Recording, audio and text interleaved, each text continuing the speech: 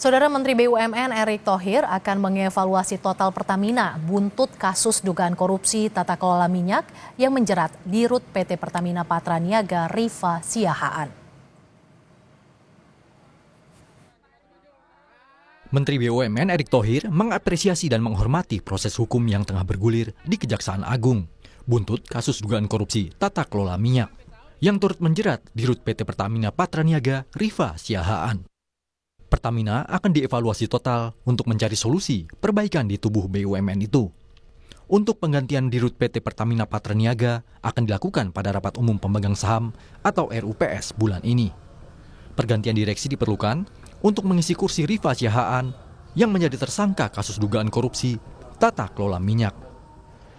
Jadi tentu pergantian nanti komisaris direksi kita sejalankan dengan rapatan tahunan. Ya, kita juga harus menjaga konsistensi dari tentu perusahaan itu masing-masing. Ya, karena masing-masing perusahaan itu juga kan banyak mendapatkan penugasan. Ya, tentu kita akan review total. Seperti apa nanti bisa perbaikan-perbaikan yang kita lakukan ke depannya. Ya, banyak yang bicara bagaimana peran SKK Migas, bagaimana peran Menteri SDM, bagaimana Menteri BUMN, bagaimana juga lain-lain. Nah, ini yang kita konsolidasikan, kita harus berikan solusi.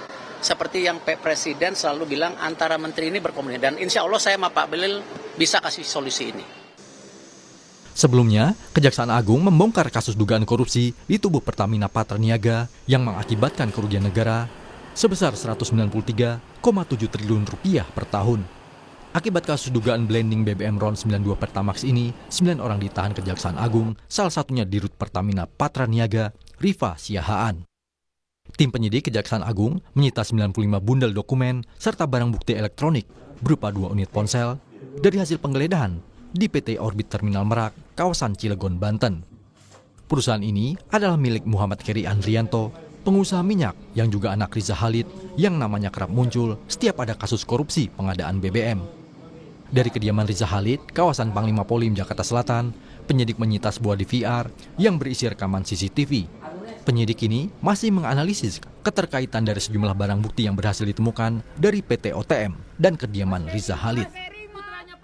Di daerah Cilegon, ya, tepatnya di PT OTM, penyidik juga berhasil menyita setidaknya 95 bundel berupa dokumen yang terkait dengan berbagai